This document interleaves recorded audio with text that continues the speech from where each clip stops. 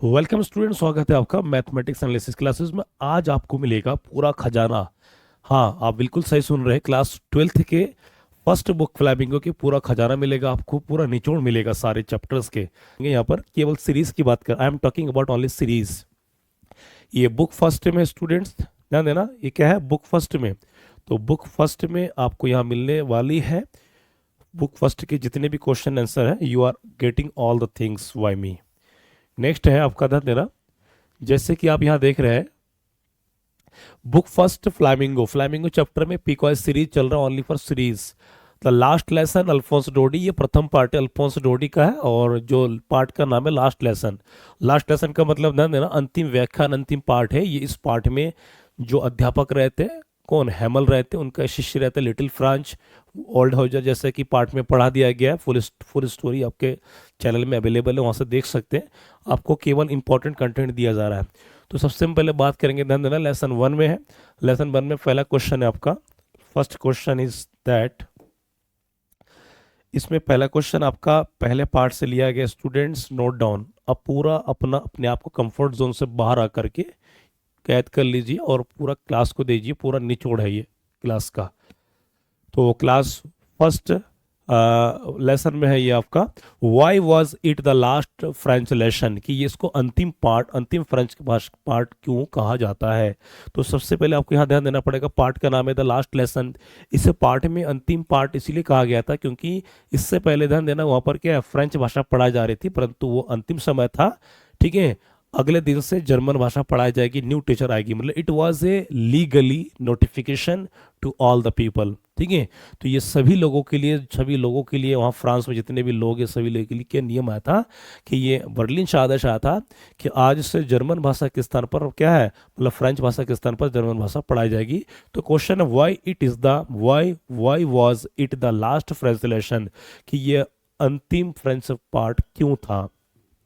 तो कह रहा है it was the last translation because Germany had ordered that only German would be taught in the schools of Alsace and Lorraine from the next day. Student ध्यान देना, याद करिए कहानी को। तो कह रहा है कि अंतिम फ्रेंच पार्ट इसलिए था क्योंकि जर्मन से आदेश आया था, जर्मनी ने आदेश दिया था क्या कि केवल जर्मन भाषा ही पढ़ाई जाएगी अल्सास और लॉरेन के स्कूलों में अगले दिनों से। स्टूडेंट ध्यान देना, ये सब सिलेक्टेड क्वेश्चन। दूसरा क्वेश्चन है वाई वॉज फ्रांज सॉक्ड, कि फ्रांज जो छोटा लड़का था फ्रांज, ध्यान देना यहाँ पर फ्रांज है, लिटिल फ्रांज नाम का एक कैरेक्टर है जो हैमल का शिष्य है। तो कह रहे फ्रांज चकित क्यों रह गया था, क्या कारण है। तो Franz was socked because he had not learn his lessons. Franz इसीलिए चकित रह गया था क्योंकि उसके लिए सदमा वाला दिन था कि पूरा जिंदगी, पूरा जीवन बिता दिया, परंतु फ्रेंच लेसन याद नहीं कर सका था। तो इसीलिए सदमा था क्योंकि उसने इस पार्ट के ग्रामर टॉपिक के उसका कुछ भी याद नहीं किया था। And he realised this would be his last chance to study French, और उसी के लिए ये अंतिम अवसर था कि फ्रेंच भाषा को पढ़े, याद करे, जब को करना चाहिए था। तो इसके लिए एक एहसास है जो कर नहीं पाया था क्योंकि उसके साथ उससे वो समय निकलता जा रहा था। स्टूडेंट्स आप स्क्रीनशॉट लेते रहिए समय समय अनुसार। नेक्स्ट आपका है, ध्यान देना, अब मैं बताना चाहूँगा कि प्रत्येक पार्ट में क्वेश्चन आंसर कितना लिया गया है। आपको प्रत्येक खंड में मेन 3 शॉर्ट क्वेश्चन आंसर आपको मिल रहा है, और ये 3 शॉर्ट क्वेश्चन आंसर सिलेक्टेड है, ऐसा तैयार किया गया है कि आपके बोर्ड परीक्षा के लिए हूबहू मिलेगा। ठीक है, परफेक्ट मिलेगा और डेफिनेटली मिलेगा स्टूडेंट्स। तीसरा क्वेश्चन है how did villagers show respect to M Hamel, कि गांव वालों ने किस प्रकार एम हेमल अध्यापक, श्रीमान हेमल अध्यापक को किस प्रकार क्या दिया, सम्मान दिया। ठीक है, तो कह रहे हैं कि गांव वाले ने, विलेजर्स मींस गांव वाले ने किस प्रकार एम हेमल को, अध्यापक हेमल को क्या सम्मान दिए थे। तो villagers came to attend the last class and sat quietly to honour Mister M Hamel for his 40 years of faithful service. ध्यान देना, इस पार्ट में 40 साल का सेवा दिए थे कौन, एम हेमल, अध्यापक हेमल ने 40 साल की ईमानदारी और वफादारी के साथ सेवा दिए थे। इसीलिए गांव वाले आए थे, आ करके उनके क्लास में बैठे और चुपचाप बैठे, शांतिपूर्वक बैठे। और शांतिपूर्वक बैठना it means it is honour to him, और इनके लिए क्या ये शांति रहना उनके लिए सम्मान है। क्यों, क्योंकि उन्होंने 40 साल की ईमानदारी सेवा दिया था अपने उस अल्सासा लॉरेन के जिले में। ये एक टीचर के लिए एक ही विद्यालय में 40 साल सेवा देना एक अलग सा लगाव की बात है और बहुत ही गर्म मोमेंट की बात है। तो ध्यान देना, आपकी फर्स्ट लेसन कंप्लीट हो चुकी है स्टूडेंट, नोट डाउन करते चलिए। नेक्स्ट आपका पॉइंट है, अगला जो पॉइंट है आपका लेसन 2 में है। लेसन 2 का थोड़ा सा मैं साथ में ओवरव्यू देता रहूंगा। इस पार्ट में ध्यान देना, लॉस्ट स्प्रिंग, खोया हुआ बसंत, मतलब किस प्रकार बच्चों से उनका बचपन छीना गया है। इस कहानी में ध्यान देना, साहेब नाम का एक लड़का है जो इसका परिवार ढाका बांग्लादेश से आया था और दिल्ली के सीमापुरी में रह रहे थे, काफ़ी गरीबी में जी रहे थे। तो सारे बच्चों को स्कूल जाना सुख होता है, परंतु इसको स्कूल से वंचित रखा गया, वो जा नहीं पाए। तो सुबह सुबह जिस प्रकार स्कूल के लिए बच्चा बस्ता लेकर निकल जाता है, उसी प्रकार इस पार्टी में जो साहब नाम का लड़का साहब आलम, वो अपना झोला उठा करके कूड़ा करकट बीनने चले जाता है। और कूड़ा करकट ही उन्हीं के लिए प्रतिदिन की क्या है, जीविका है। उसमें सोना चांदी चांदी तार इत्यादि एकाध रुपये सिक्का मिल जाता है। ये प्रथम भाग में। दूसरे भाग में मुकेश नाम का एक लड़का है, वहाँ पर जो क्या है ये, हाँ, मुकेश नाम का जो लड़का है, ध्यान देना, ये कहानी इस पार्ट में दो कहानी है।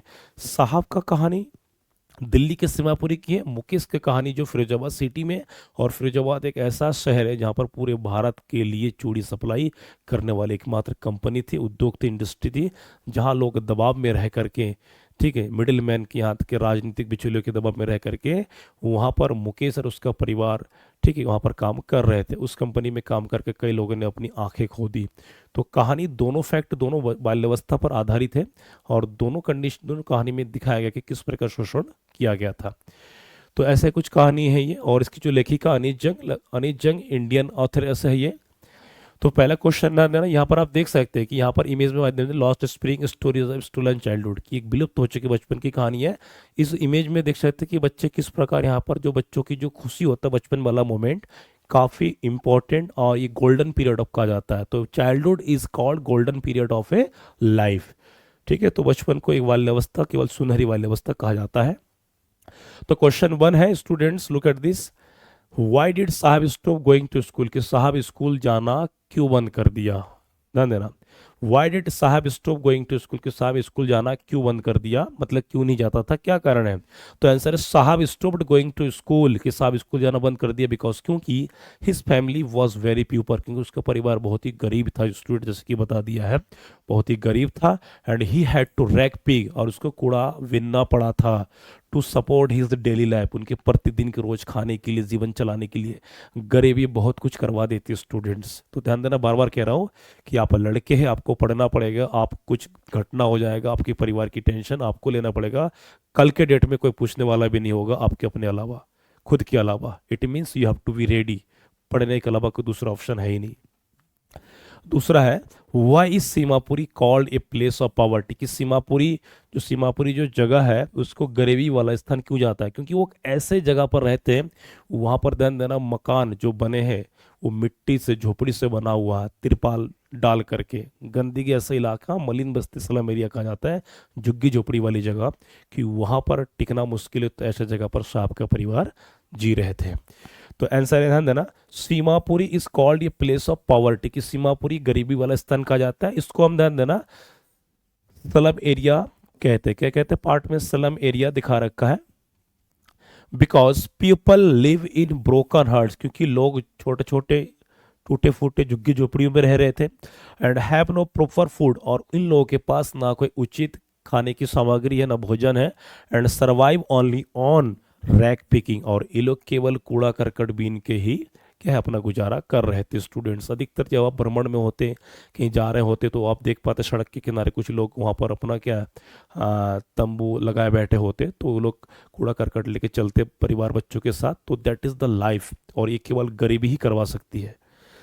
ध्यान देना, गरीबी एक ऐसा चीज़ है कि बहुत सारा चीज़ सिखा देती है, और ऐसे ऐसे चीज़ सामना करना गरीबी पड़ता है कि वहाँ पर शर्म काम नहीं आती students.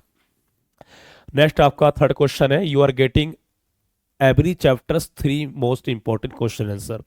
Y was Mukesh different from other bangle makers, कि मुकेश जो लड़का है अन्य लड़कों से किस प्रकार वो अलग था, भिन्न था, वो क्या क्वालिटी था मुकेश का कि वो अलग क्यों था।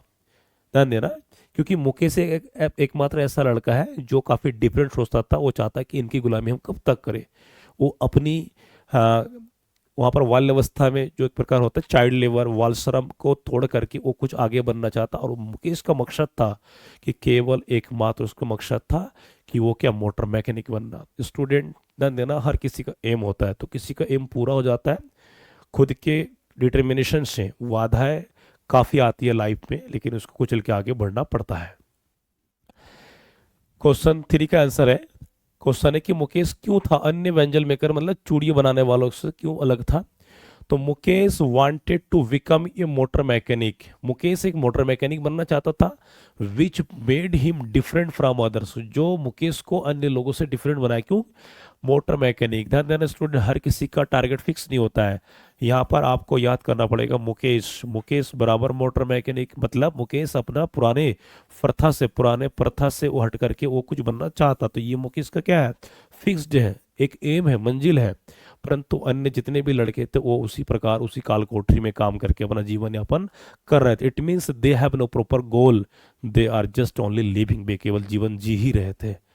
ठीक है, तो कह रहा है विच made him different from other, और यही कारण मुकेश का जिद था कि मोटर मैकेनिक बनना, और यही कारण था कि उसने दूसरे लड़कों से भिन्न सोचा, अलग सोचा, who were trapped in the bangle making tradition. और मुकेश का मानना है कि बाकी जो लड़के जो अलग सोच ही नहीं पा रहे, वो केवल एकमात्र चूड़ी बनाने वाले कंपनियों के जाल में फंसे हुए हैं, और जो फंसे रहेंगे आगे नहीं बढ़ेंगे, वो केवल वहीं पर ही सीमित रह जाएंगे। ठीक है, तो स्टूडेंट्स मुकेश की कहानी, साहब की कहानी कुछ ऐसा ही है, तो आप अपना जुनून जज्बा रखें, आपको भी कुछ बेहतर करना है तो आप कर सकते हैं, बस इरादा होना चाहिए, बहानों से काम नहीं चलेगी, रिस्क तो लेना ही पड़ेगा जीवन में। चैप्टर 3 है डीप वाटर, डीप वाटर में ध्यान देना, डीप वाटर का मतलब होता है गहरा पानी। यहाँ पर गहरा पानी का तात्पर्य क्या है, इसको समझते पहले क्या है। तो यहाँ पर डीप वाटर का मतलब होता है गहरा पानी। गहरा पानी क्यों रखा गया, और इनके जो लेखक है William Douglas is called world famous writer, बहुत ही विश्व प्रसिद्ध लेखक है स्टूडेंट ये। तो जैसे आप इमेज में यहाँ देख रहे हैं कि इमेज है, ये एक हाथ निकल रहा है, ये ध्यान देना, ये सब पानी है, क्या है, पानी के अंदर हाथ है। ठीक है, तो कहानी में थोड़ा सा ओवरव्यू दे देता हूँ कि विलियम डगलस एक लड़का होता है जो बचपन में बहुत ही छोटी अवस्था में 3-4 साल की उम्र में अपने पापा के साथ वो किसी झील के किसी बड़े समुद्र किनारे वो जाता है, बीच में वो अचानक एक पानी की लहरें आती है और वो अपने पापा के कंधे में था, पापा को पूरा भरोसा था, लेकिन बच्चा डर गया था, सदमा था। वही सदमा उसके घर के बगल में YMCA स्विमिंग पूल होता है, वहाँ पर काफ़ी लोग आते हैं, नहाते तैरते हैं।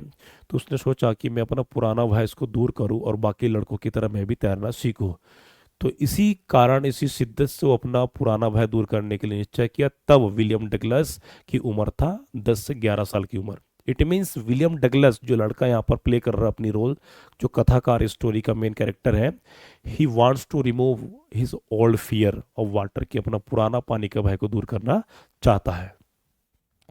तो क्वेश्चन 1 इसको पढ़ेंगे हम, और लास्ट में कामयाब भी होता है, 6 महीने की ट्रेनिंग लेता है, और ट्रेनिंग में एक टीचर को रखता है, इंस्ट्रक्टर को रखता है, और वो ट्रेनिंग में ध्यान देना सीखने के लिए उसके फर्स्ट सेकंड थर्ड 3 भाग होता है कि कैसे तैरने की कला, वो सारे कला को, सारे तरकीब को सीखता है, और उसको सीखता है पीस बाय पीस, टुकड़े टुकड़े में सारा चीज को सीखता है।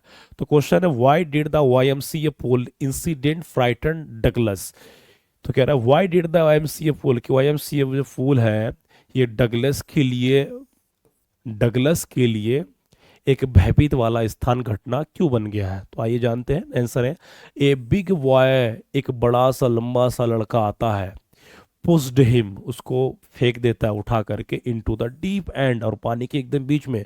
यहाँ थोड़ा सा मैं आपको दिखाऊंगा, जैसे मान लीजिए ये क्या स्विमिंग पूल है, ये YMCA पूल स्टूडेंट्स, क्या है ये YMCA पूल है। तो इसमें ध्यान देना, इसके जो चारों तरफ है 2 से 3 फीट गहरा, 2 से 3 फीट क्या है, डीप है, परंतु जो बीच पे है वो 9 फीट है। कितना फीट है, 9 फीट। तो जब इसको बीच में सेंटर में फेंका गया था तो उसको 9 फीट और 90 फीट लग रहा था। तो कह रहा है ही ऑलमोस्ट ड्राउंड, वो लगभग डूब ही गया था, और उसी का ये हाथ है, पूरा डूब गया हाथ दिखा रहा है। ठीक, वो बचने की कोशिश कर रहा है, बहुत जोर लगा रहा है। एंड द एक्सपीरियंस क्रिएटेड ये life long fear of water in him, और एक जो अनुभव है उस अनुभव को ध्यान देना, life long fear of water, मतलब जब वो डूब रहा था तो ऐसा लग रहा है वो 9 फीट उसको 90 फीट लग रहा था, उस 90 फीट 9 फीट से जब होके आया है तो पूरा जिंदगी भर का भय से वो उभर के आ गया है। तो ध्यान देना, जब एक लोहे को आग में तापा जाता है, लाल किया जाता है, तो ना ही केवल आकार बनता है, बल्कि वो चारों तरफ से पिट के ठोकर खा के वो आने वाले समय के लिए एक मजबूत खंभे की तरह बन जाता है। क्वेश्चन नंबर 2 है आपका students, how did the instructor help him, कि किस प्रकार, जैसे मैंने कहा कि एक टीचर इंस्ट्रक्टर को लेता है, तो अगर how did the instructor help him, कि किस प्रकार प्रशिक्षण महोदय ने विलियम डगलस की मदद की। यहाँ पर हिम कौन है? Writer William Douglas, WD William Douglas. ठीक है, अब काम क्या? ट्रेनिंग लेना student. The instructor trend him कौन है? कि जो प्रशिक्षण महोदय है विलियम डगलस का प्रशिक्षण दिया, कैसे? Step by step. इसको स्टेप बाय स्टेप को ध्यान देना, इसको पीस बाय पीस भी कहते हैं student, piece by piece, you have to remember this. तो कह रहा है प्रशिक्षण महोदय ने विलियम डगलस को स्टेप बाय स्टेप हर हर कदम को सिखाया, पीस बाय पीस, थोड़ा थोड़ा करके। ब्रीथिंग, जैसे सांस लेना, किक मारना पानी में, स्विमिंग तैरना, until he gain confidence and lost his fear, और जब तक वो अपना पुराना भय दूर नहीं किया, जब तक उसमें आत्मविश्वास नहीं आया, तब तक वो सीखता गया, प्रैक्टिस करता रहा। इस लेसन से आपको ये सीख मिलती है कि तब तक को उसको पढ़े रहे, उस चैप्टर को, उस टॉपिक को करिए जब तक आप में कॉन्फिडेंस स्टूडेंट नहीं आता है। Without practice, without good practice you are nothing, you are zero, remember this point. तो इसको स्क्रीनशॉट आप स्टूडेंट ले लीजिए, और काफ़ी इंपॉर्टेंट चीज़ है, हर पार्ट का औचित्य हर पार्ट का इंपॉर्टेंट होता है। अगला पॉइंट है आपका क्वेश्चन नंबर 3 है, when did Douglas feel victory over fear. When did Douglas feel victory over fear, Douglas को पानी पर जो विजय है उसका महसूस कब हुआ? स्टूडेंट ध्यान देना। तो कह रहा है ही फेल्ट विक्टोरियस, विक्टोरियस मतलब साहसी, उसको साहसी तब महसूस हुआ व्हेन ही स्वयं अक्रॉस लेक, लेक का मतलब होता है झील, लेक का मतलब क्या होता है? झील स्टूडेंट, और झील क्या था? उसका YMCA पूल था। तो कह रहा है उसको साहसी महसूस हुआ जब वह, क्या है? अक्रॉस का मतलब होता है, ध्यान देना, ये जो झील है YMCA, इसको जब ये चारों तरफ से आगे पीछे जब हो करके आता है, वो तैर के आता है, Wentworth and realised, lake Wentworth ये जगह का नाम है, यहाँ पर YMCA जो पूल है। तो कह रहे and realised he was no longer afraid of water, जब इसमें ध्यान देना, यहाँ पर टीचर के माध्यम से जब पट्टी बांध करके, बेल्ट लगा करके, स्विमिंग जितने भी उनके मटेरियल्स होते हैं जो प्रशिक्षण सिखाते हैं, तो वो सारा रस्सी बांध करके, ड्रम बांध करके, सारा चीज़ यहाँ हर प्रकार की गतिविधि एक्टिविटीज़ करके वो पूरी तरह से सीख जाता है, और उसका आगे की सारे लंबी भय अब दूर हो गया। It means William Douglas wilt a good swimmer with the help of his instructor, उनके प्रशिक्षण की मदद से। स्टूडेंट नेक्स्ट आपका पॉइंट है लेसन 4 में है ये, हर चैप्टर में, ये जितने भी चैप्टर में, हर चैप्टर के जो क्वेश्चन है बहुत खास से इंपॉर्टेंट है। All the questions are ready for you students. तो लेसन 4 में ध्यान देना, सबसे पहले हम जानेंगे नाम का मतलब। द रेट्रॉप का मतलब होता है चूहेदान। तो चूहेदान क्या है? ये सेल्मा लज़रलॉफ नाम की लेखिका के द्वारा लिखित एक कहानी है। इस कहानी में ये दिखाया गया है कि एक गरीब व्यक्ति जो फेरी वाला है, और दूसरा एक व्यक्ति उनको आश्रय देता है, बूढ़ा किसान, इन दोनों में क्या है, क्या विश्वास की भरोसा जीता, या विश्वास को ठुकरा गया है, या विश्वास पा करके उस पर क्या अपना धोखा दे दिया है। तो इस कहानी में पेडलर नाम का एक व्यक्ति होता है, फेरी वाला होता है, जो छोटा मोटा कारोबार करता है। कारोबार कहने का मतलब ये है कि वो चूहेदान बनाता है, ऑल टाइप्स के, छोटा बड़ा मजला, उसको ले करके वो क्या करता है स्टूडेंट्स, उसको वो हर गली में, हर शहर गांव में वो बेचता रहता है। तो वहाँ क्या करता है, एक दिन बेचते बेचते, जबकि इसका कोई हाईफाई व्यवसाय नहीं था, काफ़ी इनका छोटा मोटा ही थोड़ा बहुत पैसा कर लेता था, बहुत एक गरीबी हाल में। तो एक दिन एक ओल्ड क्राफ्टर के पास जाता है ठहरने के लिए, वहाँ रुकता है, तो उनके घर पे उसके पास जो 30 करोना स्वीडन देश की कहानी है, 10-10 के 3 नोट है, उसको ले करके जब वहाँ से वो दिखा के रख दे, अगले दिन सुबह उठ करके, कहानी में सब कुछ बता दिया, मैं प्ले स्टोर में अवेलेबल है, तो वहाँ से जब निकाल दिया है स्टूडेंट, ध्यान देना, तो वो जा करके फिर वापस आके 10 के 3 नोट चोरी करके ले गए, और पूरा चोरी में रहा। उसके बाद मुलाकात होती है एडला विल्किंसन, जो एक आयरन मास्टर की बेटी है, जो रामसु जो वर्कर का मालिक है। तो ऐसे कुछ कहानी है इसमें स्टूडेंट्स। तो कह रहा है आप छवि के माध्यम से देख सकते हैं यहाँ पर सलमान लजलव भी है और यहाँ पर इस टाइप के द रेट्रो बाय सलमान लजलव। तो क्वेश्चन बने आपका, why did the peddler call the world A retro, कि पेडलर ने संसार को चूहेदान क्यों कहा। क्योंकि ध्यान देना ये संसार केवल संसार ही नहीं, इसमें हर कोई व्यक्ति फंसा हुआ, मतलब इसको चूहेदान कहा हुआ है। कि जिस प्रकार एक चूहेदान के अंदर, ध्यान देना, एक चूहेदान के अंदर यहाँ पनीर का टुकड़ा के दिया जाता है और पनीर का टुकड़ा खाने के लिए चूहा फट जाता है, उसी प्रकार इंसान अपनी लालच के कारण कहीं ना कहीं धरती दुनिया में किसी जाल में फंस जाता है। तो कह रहा है आंसर है, ही believed the world traps people with materials temptation. एक बार स्टूडेंट रिमेंबर दिस। तो कह रहा है ही बिलीव्ड, उसका मानना था कि संसार, द वर्ल्ड ट्रैप्स पीपल, कि संसार लोगों को जाल में फंसाता है, विथ मटेरियल्स टेम्पटेशन, कि कुछ चीज़ों की लालच में, जैसे like a rate trophs traps rate, जिस प्रकार एक रेट ट्रॉप, एक चूहेदान में एक चूहा फंस जाता है ना। क्वेश्चन नंबर 2 है, why did the crofter trust the peddler, कि जो क्रॉफ्टर जो किसान है, किसान ने पेडलर पर भरोसा क्यों किया। ध्यान देना, क्योंकि उसको कंपनी चाहिए था, अकेला था, उसको कोई ना कोई व्यक्ति चाहिए था कि चलो आज बहुत ठीक है, बड़े दिनों बाद कोई मिला है तो थोड़ा गप्पे शप्पे लगा लेते, दाल दलिया खिलाया ना, ताश खेले, कार्ड खेले, बहुत सारे चीज़ खुल के बता दिया था। तो क्वेश्चन है ना, तो क्यों भरोसा किया उसको हम बता देंगे। द क्रॉफ्टर ट्रस्टेड हिम, कि जो बूढ़ा किसान है वो पेडलर का भरोसा किया, क्योंकि he was lonely and wanted, क्योंकि वो अकेला था और चाहता था सम ऑन टू टॉक टू, और कोई उससे, बूढ़े किसान अकेला, उससे कोई बात करे। सो ही वेलकम्ड द पेडलर वार्मली, इसीलिए ही, ठीक है, इसीलिए ही बूढ़ा किसान ने, क्रॉफ्टर जो ओल्ड क्रॉफ्टर है, उसने क्या, पेडलर की स्वागत किया, स्वागत का मतलब अनुमति दिया ठहरने के लिए। तो विश्वास किया, ध्यान देना, विश्वास के बाद तो वही विश्वासघाती होता है, तो आपको समझना है। क्वेश्चन नंबर 3 है आपका, why did Edla show kindness to the peddler, कि एडला नाम की जो लड़की है, एडला ने पेडलर के प्रति अपना दयालु, अपना सम्मान किस प्रकार दिखाया। तो यहाँ पर काइंडनेस का मतलब अपना व्यवहार दिखाया। आंसर है, एडला फेल्ट ही वॉज होमलेस, एडला ने सोचा कि शायद वह व्यक्ति बेचारा बेघर होगा, एंड नीडेड केयर, और उनको क्या, एक आवश्यकता की ज़रूरत है, या नीडेड केयर का मतलब कि वहीं की देख रेख करे। तो यहाँ पेडला ने सेवा किया, क्योंकि उनके लगा कि पिता के साथ का कोई होगा। So she invited him to stay for Christmas with dignity. तो एडला ने सोचा, ध्यान देना, क्रिसमस का त्यौहार है, तो क्रिसमस के त्यौहार पे कोई आता है तो ध्यान देना एज अ गेस्ट के रूप में है, तो सोचा कि चलो क्रिसमस पर उनको मान सम्मान मर्यादा दिया। डिग्निटी के मीन्स मान सम्मान मर्यादा। तो एडला ने सोचा कि चलो एक व्यक्ति है, इनको सम्मान दिया जाए, इसीलिए घर पे उनको क्या, एक गेस्ट के रूप में रखा है। परंतु यहां पर भी कुछ अलग हो जाता है, जैसे कि कहानी में बता दिया गया है। अगला है लेसन 5 स्टूडेंट आपका,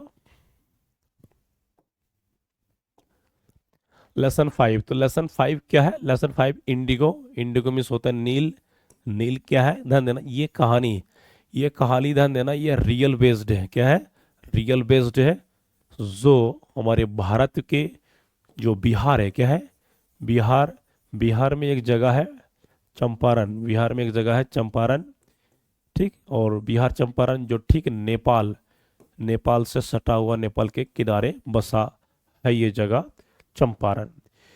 तो इस कहानी का ध्यान देना, ये ऐतिहासिक कहानी है, रियल फैक्ट है, इसके कई सारे लंबी चौड़ी कहानी मिल जाएगा। इस कहानी में बता दूं कि गांधी जी स्वयं एक महात्मा संत के रूप में जाना जाता है उस समय में, तो उनको बुलाया गया था राजकुमार शुक्ला के द्वारा। कहानी का जो मेन थीम है कि किस प्रकार ब्रिटिश सरकार, अंग्रेज सरकार किस प्रकार भारतीयों पर शोषण कर रहे थे, जबरदस्ती कर रहे थे, नील की खेती उगवा रहे थे, और किस प्रकार इनको थोड़ा बहुत भी दे रहे थे, मतलब मेहनत करे भारतीय, पूरा सारा आनंद ले ब्रिटिश सरकार। तो किस प्रकार लोग दबे हुए थे, किस प्रकार शिक्षा का हनन हो रहा था, रोजगार नहीं मिल रहा था, लोग किस प्रकार दबे हुए थे।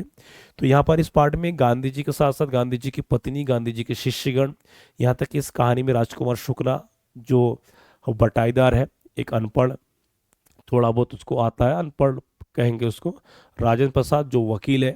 तो इन लोगों के साहस संघर्ष के माध्यम से महात्मा गांधी जी उनके आए, और महात्मा गांधी जी कलकत्ता अधिवेशन में थे, उनको वहाँ से रिसीव किया गांधी जी ने बोला कि मैं वहाँ रहूँगा, मुझे वहाँ से रिसीव कर लेना। तो ट्रेन के माध्यम से राजकुमार शुक्ला वहाँ उन्होंने कलकत्ता से रिसीव किया, फिर अपने गांव में आया, और गांव में आने के बाद जब देखा कि राजेंद्र प्रसाद जो वकील है वो है नहीं, फिर वेट किया, फिर आने के बाद दोनों, क्योंकि महात्मा गांधी जी को कानूनी ज्ञान काफ़ी काफ़ी था, और महात्मा गांधी जी को कानूनी ज्ञान राजेंद्र प्रसाद, तो और साथ में जो डिटर्मिनेशन, इरादा का जो साहस का काम किया राजकुमार शुक्ला, कि वो चाहता नहीं था कि उनके जो चंपारण वासी और इस ब्रिटिश सरकार के नील की खेती में दबाव में काम करे, पूरा हक दिलाना चाहता था स्टूडेंट्स। तो ऐसे कुछ कहानी आप देख रहे हैं इमेज में, महात्मा गांधी जी है, साथ में क्या है, पूरा चंपारण वासी लोग है, ये गरीब लोग है, ये किस प्रकार इनका शोषण किया जा रहा था अंग्रेजों द्वारा।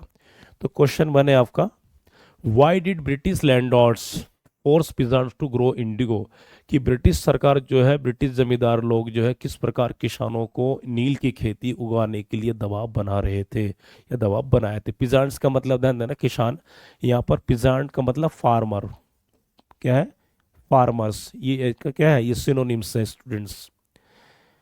तो कह रहा है दे फोर्स्ड, यहाँ पर दे कौन है, ब्रिटिश सरकार, दे forced peasants under the sharecropping system, और यही ब्रिटिश सरकार जो है किसानों को दबाव दे रहे थे, क्या, शेयर क्रॉपिंग सिस्टम, मतलब ध्यान देना यहाँ पर कारण ये है कि इधर है 25%, इधर है 75%, तो चाहते कि इतने परसेंट जो है किसको मिले, ब्रिटिश सरकार को मिले। तो वही कह रहा है कि under the sharecropping system to grow indigo, ठीक है, चाहता है कि शेयर बटाई बटाई प्रथा में ही ये लोग काम करें, so they could earn high profit, ताकि यही ब्रिटिश सरकार इनकी मेहनतों से, इनके काम काजों से कोई हाई प्रॉफिट अच्छा कमा सके, लेकिन बदले में गरीब चंपारण वासियों को कुछ भी नहीं मिलेगा सिवाय मेहनत के। क्वेश्चन नंबर 2 है, why did Gandhi support the peasants, Gandhi ji ने गरीबों किसानों की मदद क्यों किया। Gandhi supported them because they were oppressed, Gandhi ji ने मदद किसानों का किया क्योंकि वे लोग अत्याचार, उन लोगों पर अत्याचार किए, ऑप्रेस्ड का मतलब अत्याचार करना, क्योंकि यही किसान लोग यही यही ब्रिटिश सरकार जो है किसानों पर अत्याचार कर रहे थे, एक्सप्लॉइटेड, ये लोग शोषित थे, शोषण में थे, and needed someone to fight for justice, और केवल कोई ना कोई व्यक्ति चाहिए कि इन किसानों के लिए, गरीब किसानों के लिए कोई लड़े, इसीलिए गांधी जी स्वयं आगे आए, जैसे भी आगे आए और उनके लिए, पूरे हक के लिए उनके लिए लड़े। तो ये ऐतिहासिक कदम है स्टूडेंट्स, इसको स्क्रीनशॉट ले लीजिए, ठीक है। नेक्स्ट अगला क्वेश्चन है आपका, तो स्टूडेंट ध्यान देना, आज की डेट में कोई भी चीज़ नहीं मिलता है यदि आप सोचेंगे कि हम बैठे रहेंगे मिलेगा, नहीं, हक अपना छीनना पड़ता है। तो बिना मेहनत के आप सोचेंगे कि बैठे रहेंगे अच्छा नंबर आएगा, तो ये पॉसिबल नहीं है। अच्छे नंबर पाने के लिए आपको पूरी तरह शिद्दत से लगना पड़ेगा, एक एक चैप्टर में कैरेक्टर्स को घुसना पड़ेगा। You have to feel yourself, you have to vision yourself as a character, another character, main character, then you will get to write. Next है आपका क्वेश्चन नंबर 3 है, how did Gandhi solve the Champaran problem, कि गांधी जी ने किस प्रकार चंपारण की समस्या को सुलझाया। इस पार्ट को ध्यान देना, चंपारण एपिसोड भी कहते हैं, क्या कहते हैं, चंपारण, स्टूडेंट्स, चंपारण एपिसोड। क्यों, मैं बता दूं, चंपारण एपिसोड इस शब्द पर, इसमें शॉर्ट क्वेश्चन और इसमें लॉन्ग क्वेश्चन ये आ चुके हैं, आते रहते हैं स्टूडेंट्स। चंपारण घटना मतलब जब लॉन्ग क्वेश्चन में आता है चंपारण घटना, तो you can describe all the points, आप सभी कहानी को पूरा हेडिंग बना बना के लिख सकते हैं। तो कह रहे गांधी जी ने किस प्रकार चंपारण समस्या को सुलझाया, तो कह रहा ही यूज्ड ट्रूथ, गांधी जी ने सच्चाई का प्रयोग किया, नॉन वायलेंस, अहिंसा का यूज नहीं किया, हिंसा का यूज नहीं किया, and negotiation which led to reduction of rent and improved condition of peasant. Gandhi ji ने, ध्यान देना, सच्चाई, अहिंसा, निगोशिएशन का मतलब ऐसा कोई चीज़ नहीं किया ताकि उस पर हावी हो, प्रभावी हो, विच लेड टू रिडक्शन, और जो जो जो किराए के सिस्टम है, मतलब उन लोगों से काम करवा रहे थे, वो प्रभाव उसको ख़त्म कर दिया, and improved condition for peasants, और गरीबों, जो किसानों के लिए सारी दशा को समाप्त कर दिया। तो गांधी जी एकमात्र वो व्यक्ति है जो देश की आज़ादी के साथ साथ बहुत सारे गाथा इनके हैं कि कम समय में कहना संभव नहीं है। तो कहानी में ध्यान देना, हर आपके 3 क्वेश्चन के साथ साथ आपको थोड़ा बहुत ओवर भी मिल रहा है ताकि आपको तुरंत याद आ जाए। अगला पार्ट है आपका, ध्यान देना, लेसन 6 है पोएट्स एंड पैनकेक। सबसे पहले आपको डाउट नहीं होना है कि ये पोएट्स क्यों आया है, पार्ट का नाम ही यही है, पोएट्स एंड पैनकेक्स। इसमें कवि और उनके पैनकेक, तो पैनकेक क्या है उसको भी जानेंगे। और इनके जो लेखक है अशोका मित्रन, ये भारतीय है, तमिल राइटर है ये।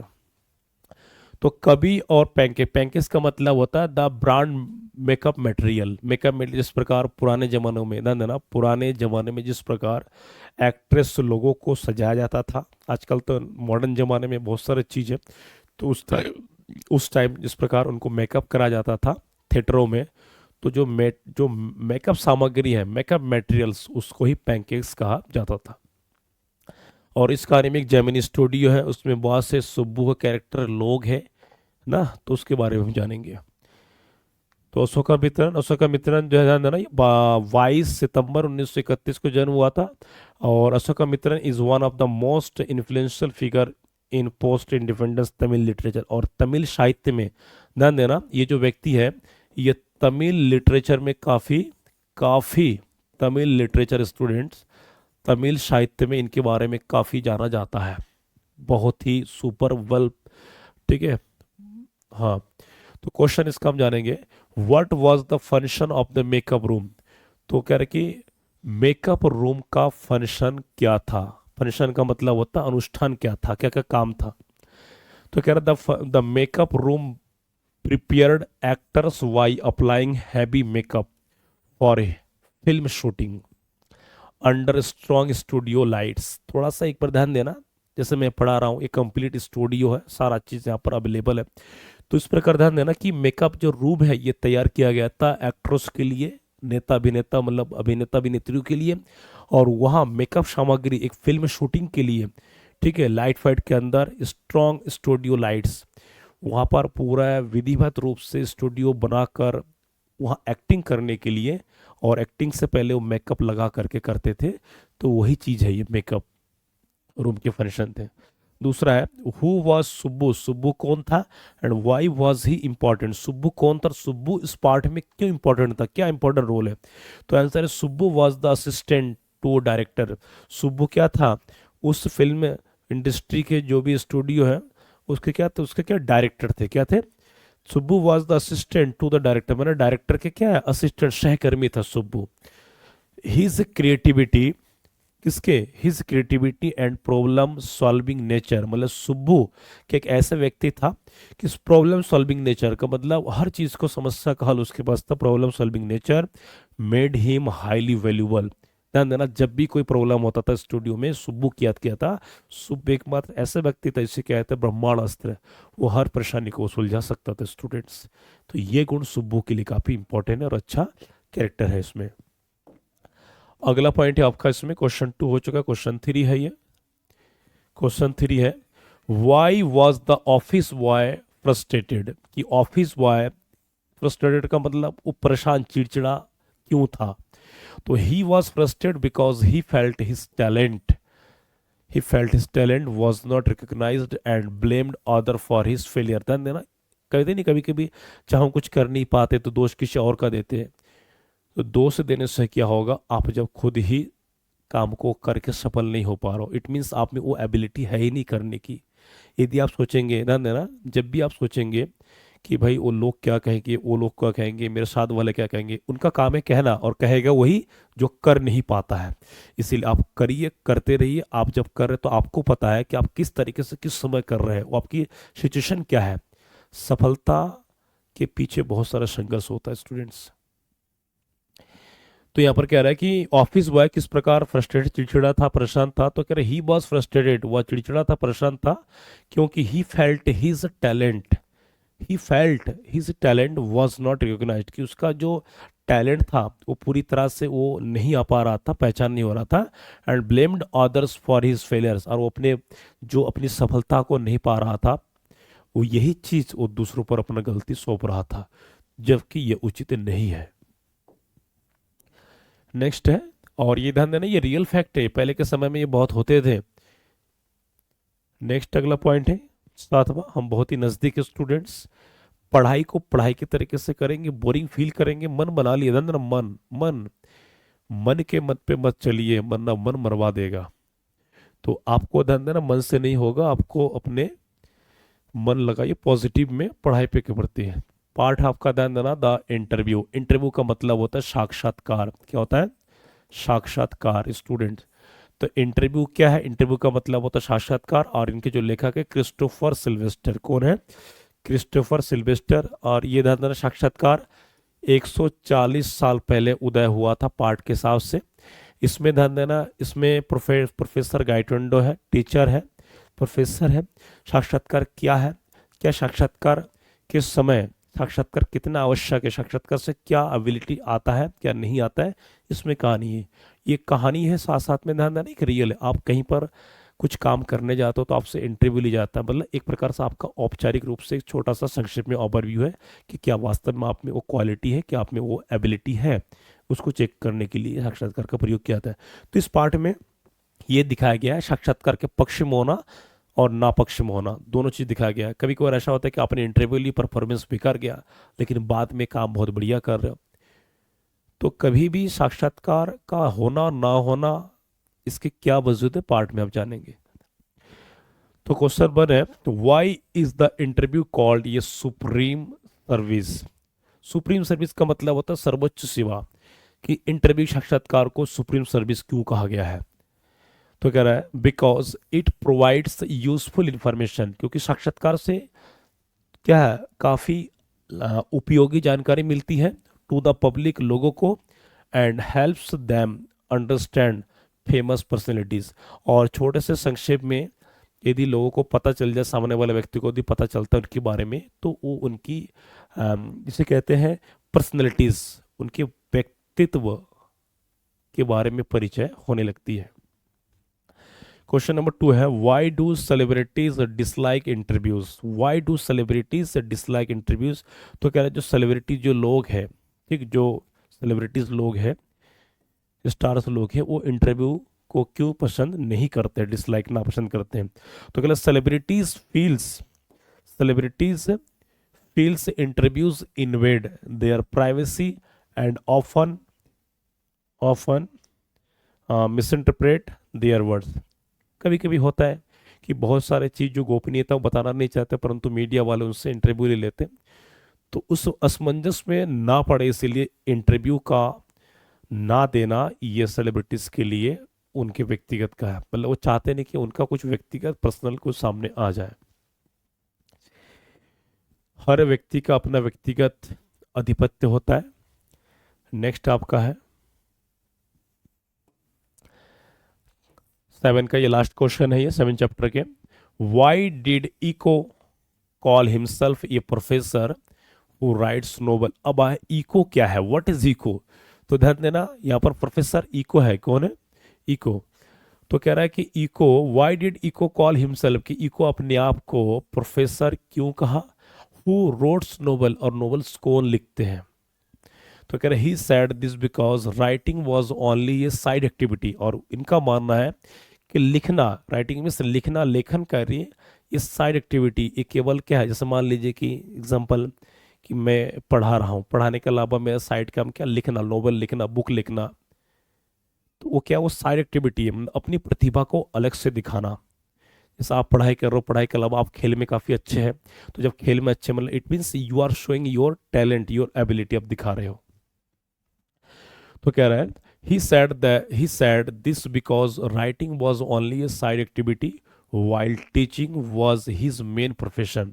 जबकि टीचिंग उनका मेन, मतलब मुख्य प्रोफेशन था, प्रोफेशन मीन्स व्यवसाय, कामकाज था, जबकि लिखना ये एक अलग एक्टिविटी था। तो ये ध्यान देना, ये घटना हर किसी के साथ हो सकता है, जैसे मैंने उदाहरण दिया, हर किसी का पर्सनल काम अलग होता है और सार्वजनिक काम अलग होता है। ये आप अंतिम पड़ाव में है, केबीसी की तरह नहीं, परंतु आप अपने सीरीज के PYQs के सीरीज के जो आपके लिए खजाना का काम किया है, ये लास्ट चैप्टर स्टूडेंट्स, स्टूडेंट ध्यान दीजिएगा, एवरी चैप्टर इंपॉर्टेंट। आप ये नहीं कह सकते ये है, क्योंकि ध्यान देना, नए सिलेबस के हिसाब से NCERT पैटर्न और जो न्यू एजुकेशन पॉलिसी के हिसाब से आपको एकदम तैयार रहना है। आपको 100 × 98 99 कैसे लाना है, ये आपके प्रैक्टिस पर तैयार होना है, और सारा चीज़ आपको मिल ही रहा है। पार्ट का नाम है गोइंग प्लेसेस। गोइंग प्लेस का मतलब होता है जगह जगह पर जाना, और ये जो लेखक है A.R. वार्टन, तो जगह जगह पर जाना का क्या है, तो सबसे पहले हम जानेंगे कि इस पार्ट में ध्यान देना, सोफिस नाम का एक लड़की है, डेनी केजी नाम का एक लड़का है, मतलब एक परिवार है, दो सहेली है। एक सहेली का क्या है, मैं बड़े होकर के मेरा सपना है कि मैं बुटीक खोलूंगी। एक का सपना है कि ये डेनी केजी कोई फुटबॉल प्लेयर है, मैं उससे मिला था, मिलूंगी, मतलब काल्पनिक है। जिस प्रकार जो जिसे कहते हैं हम 16 17 18 साल की उम्र में जो लड़कियों में जो अलग एक आ, होता है कि नहीं मुझे उनसे मिलना है, मुझे ये सपना, ड्रीम्स, तो इस प्रकार की सारा चीज़ पार्ट में दिखाया गया, और पार्ट में परिवार भी है, तो तभी नाम पड़ा गोइंग प्लेसेस जगह। तो कह रहा what was Sophie's dream, Sophie का सपना क्या होता है। सोफी ड्रीम्ड, सोफी का सपना था, ड्रीम्ड ऑफ ओपनिंग एक बुटीक, बुटीक का मतलब पार्लर, और बिकमिंग एन एक्ट्रेस, की सोफी चाहती थी कि मैं बुटीक खोलूंगा या तो मैं एक एक्ट्रेस बनूंगी, हीरोइन बनूंगी, इमेजिंग ये ग्लैमरस फ्यूचर, इसका बड़ा सपना था, ग्लैमरस, ठीक है, बहुत कुछ करना था, हीरोइन बनना था, ऐसा कुछ सपना था ऑप्शन में कि यदि बुटीक खोलूंगा, पार्लर चला तो ठीक है, वरना मैं हीरोइन ग्लैमर वगैरह में बन जाऊंगी। दूसरा क्वेश्चन है who was Danny Casey, Danny Casey कौन था। तो डेनी केजी, क्वेश्चन दोनों इंपॉर्टेंट है। तो Danny Casey was a popular young football player, ध्यान देना, डेनी केजी क्या था, ये यंग फुटबॉल प्लेयर था, बहुत ही फेमस था। Home Sophie admired a lot, और सोफी ने इस डेनी केजी की क्या की, बहुत ही तारीफ की। It means Sophie loves him, ठीक है, उसको चाहता पसंद करता है, लेकिन ये काल्पनिक है, संभव नहीं है सितारे से मिलना ना। तो बहुत ही इंपॉर्टेंट है, सीरीज है ये स्टूडेंट्स।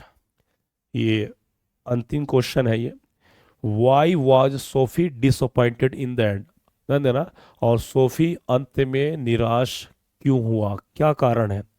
यदि आप कल्पना में जिएंगे, काल्पनिक में जी रहे हैं, और जो संभव ही नहीं है उसको आप पॉसिबल मान रहे हैं, तो यहाँ पर फिट नहीं बैठा कहानी का मतलब। ध्यान देना कि सोफी चाहता है डेनी केजी से, परंतु यहाँ ऐसा संभव नहीं है।